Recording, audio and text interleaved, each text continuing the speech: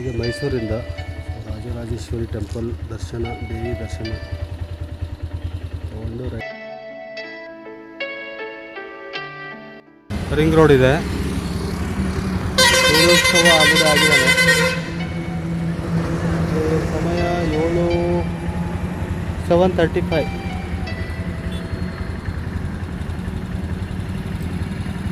ನಾನು ಹೆಬ್ರಿಗೆ ಹೋಗ್ತಾ ಇರೋದು. ವಾಯಾ ಹಾಸನ ಮೇಲಿಂದ ಹೋಗ್ತೀನಿ. ಹಾಸನ ಆದಮೇಲೆ ಡಿಸೈಡ್ ಮಾಡಬೇಕು ಸಕಲೇಶ್ಪುರಿಂದ ಹೋಗ್ಬೇಕಾ ಅಥವಾ ಮೂಡಿಗೆರೆಯಿಂದ ಹೋಗ್ಬೇಕಾ ಅಂತ ನೋಡಬೇಕು. ನೋಡೋಣ. ತುಂಬ ಚೆನ್ನಾಗಿ ಅನಿಸುತ್ತೆ ಈ ಪ್ಲೇಸ್ ಮಾತ್ರ. ಈ ಗಿಡಗಳು ಒಂದು ಕಾನ್ಸೆಪ್ಟಿಂದ ಹಚ್ಚಿದ್ದಾರೆ. ಎಲ್ಲ ಬೇವಿನ ಗಿಡಗಳೆಲ್ಲ ಫುಲ್ ಇಲ್ಲಿ ಕಾಣಿಸ್ತಾ ಇರೋದೇ ಬೇವಿನ ಗಿಡಗಳು. ಚೆನ್ನಾಗಿದೆ. ಆಲ್ಮೋಸ್ಟ್ ಭಾಳ ವರ್ಷದಿಂದ ನಾನು ನೋಡ್ತಾ ಇದ್ದೀನಿ, ಅಬ್ಸರ್ವ್ ಮಾಡ್ತಾ ಇದ್ದೀನಿ. ಚಿಕ್ಕದಾಗಿರುವಾಗಿಂದ ನೋಡಿದ್ದು ನನಗೆ ಇಷ್ಟು ದೊಡ್ಡದು ಬೆಳೆಸ್ಕೊಂಡ್ಬಿಟ್ಟಿದೆ ಇವಾಗ. ಆಲ್ಮೋಸ್ಟ್ ಇದು ಒಂದು 5-6 ಕಿಲೋಮೀಟರ್ ಸ್ಟ್ರೆಚ್ ಇದೆ ಇದು. ಎಲ್ಲ ಕಡೆ 80% ಗಿಡಗಳೆಲ್ಲ ಹತ್ಕೊಂಡಿದ್ದಾವೆ, ಬೇವಿನ ಗಿಡಗಳು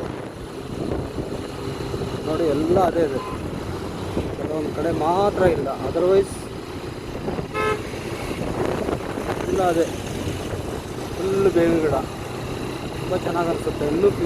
ಇನ್ನು ಮುಂದೆ ಇನ್ನೂ ಸ್ವಲ್ಪ ದೊಡ್ಡದಾಯ್ತು ಅಂದ್ರೆ ಇನ್ನೂ ಚೆನ್ನಾಗಿ ಅನಿಸುತ್ತೆ. ಇನ್ನು ನೆರಳು ಮಡಿಕೇರೆ ಕಡೆ ಹೋಗುತ್ತೆ. ಲೆಫ್ಟ್ ತೊಗೊಂಡ್ರೆ ಮಡಿಕೇರೆ, ಸ್ಟ್ರೇಟ್ ಹೋದರೆ ನಾವು ಮೈಸೂರು ಹೈವೇ ಎಕ್ಸ್ಪ್ರೆಸ್ಗೆ ಹೋಗ್ತೀವಿ. ಇಲ್ಲಿಂದ ರೈಟ್ ಹೋದರೆ ಮೈಸೂರು ಸಿಟಿಗೆ ಹೋಗುತ್ತೆ. ನಾನು ಮುಂದೆ ಲೆಫ್ಟ್ ತೊಗೊಳ್ಬೇಕು.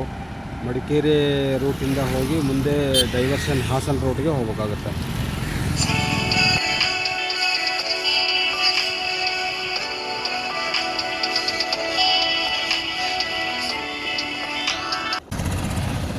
ಇದು ಈ ಕಡೆ ರೈಟ್ ಹೋಗ್ಬೇಕು ನಾನು ಇವಾಗ ಹಾಸನ ಕಡೆ.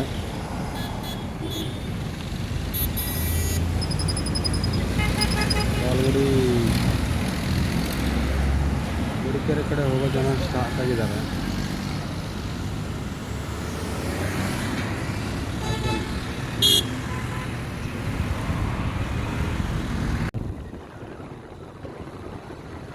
ಈ ಪ್ಲೇಸ್ ಹೆಸರು ಸಾಗರಕಟ್ಟೆ ಅಂತ. ಸಾಗರಕಟ್ಟೆ ಮೈಸೂರು. ತುಂಬ ಚೆನ್ನಾಗಿರುತ್ತೆ. ಎರಡು ಕಡೆ ನೀರು, in between railway track, railway track ತುಂಬ ಚೆನ್ನಾಗಿದೆ.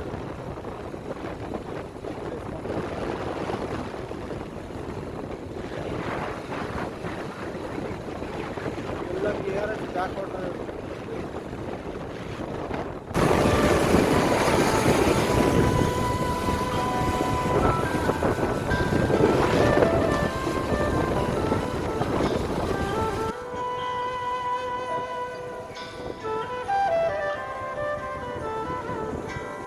ಇಲ್ಲೆಲ್ಲ ಭತ್ತ ಇದೆ. ಇದು ಭತ್ತದ್ದು.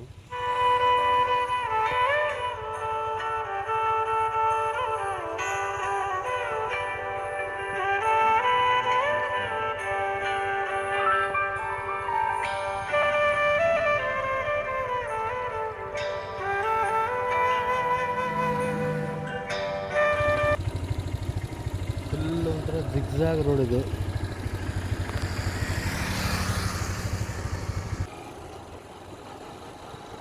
ಈ ರೋಡಲ್ಲಿ ನಮಗೆ ಗಾಡಿ ನಡೆಸೋದೇ ಗೊತ್ತಾಗಲ್ಲ. ಫುಲ್ ಸೀನ್ರಿ ಎಲ್ಲ ಕಡೆ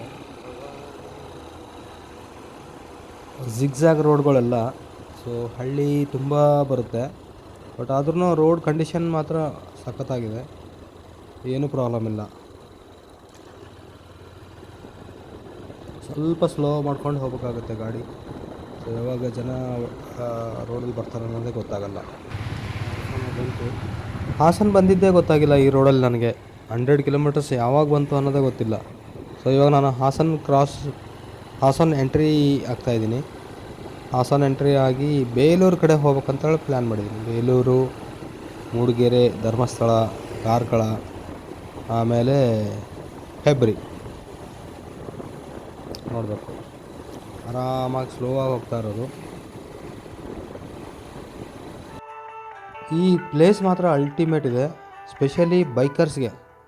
ಯಾರು ನೀವು ಬೆಂಗಳೂರಿಂದ ಹಾಸನ ಕ್ರಾಸ್ ಮಾಡಿ ಬೇಲೂರು ಕಡೆ ಬರುವವರಿಗೆಲ್ಲ ಈ ಪ್ಲೇಸ್ ಮಾತ್ರ ಅಲ್ಟಿಮೇಟ್. ಬೇಲೂರು ಇನ್ನೊಂದು 5 ಕಿಲೋಮೀಟರ್ಸ್ ಇರುತ್ತೆ, ನಿಮಗೆ ರೈಟ್ ಸೈಡಲ್ಲಿ ಈ ಸಾಗರ್ ಕೆಫೆ ಅಂತ ಸಿಗುತ್ತೆ.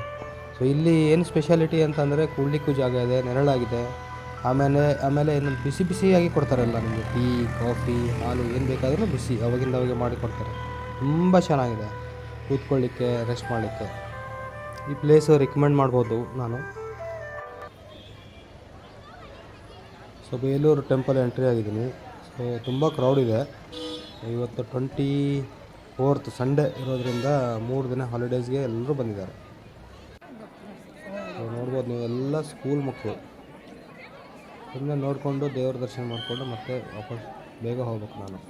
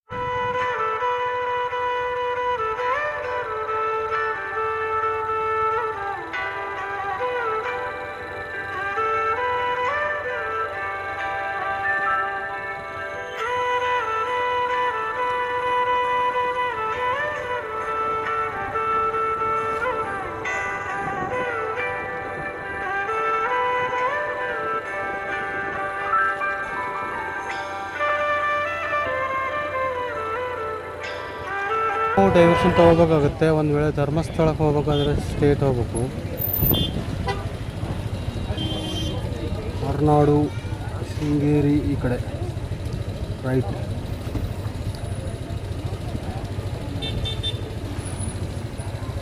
ನಾನು ಇವಾಗ ಧರ್ಮಸ್ಥಳ ಕಡೆ ಹೋಗ್ತಾ ಇರೋದು.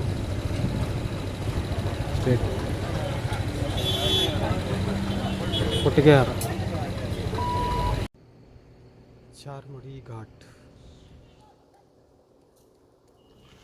ಚಾರ್ಮಡಿ ಘಾಟ್ ಯಾವ ಸೀಸನಲ್ಲಿ ಬಂದ್ರೂ ಬ್ಯೂಟಿಯಾಗಿ ಕಾಣ್ತಾ ಇರೋದು, ಇದು ಕಾಣುತ್ತೆ. ಬಟ್ ಮಾನ್ಸೂನಲ್ಲಂತೂ ಅಲ್ಟಿಮೇಟ್ ಪ್ಲೇಸ್. ಆ ಟೈಮಲ್ಲಿ ಬಂದರೆ ನಮಗೆ ಎಲ್ಲ ಕಡೆ ನೀರು ನೀರು ನೀರು ನೀರು ತುಂಬ ಚೆನ್ನಾಗಿರುತ್ತೆ ಆ ಮಾನ್ಸೂನ್ ಟೈಮಲ್ಲಿ. ಅಣ್ಣಪ್ಪ ಸ್ವಾಮಿ ದೇವಾಲಯ, ಎಲ್ಲರೂ ಇಲ್ಲಿ ನಮಸ್ಕಾರ ಮಾಡಿ, ದೇವರಿಗೆ ನಮಸ್ಕಾರ ಮಾಡಿ ಮುಂದೆ ಹೋಗೋದು.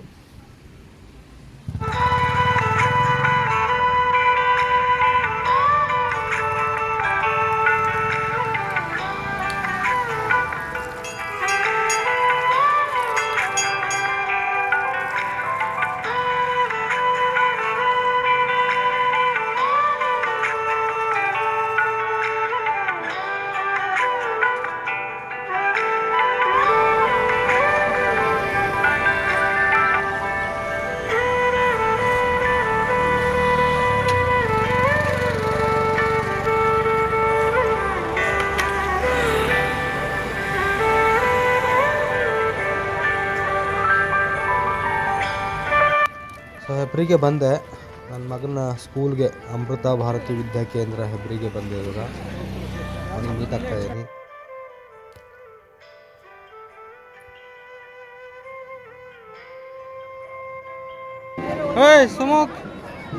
ಸುಮುಖ ಹಾಯ್.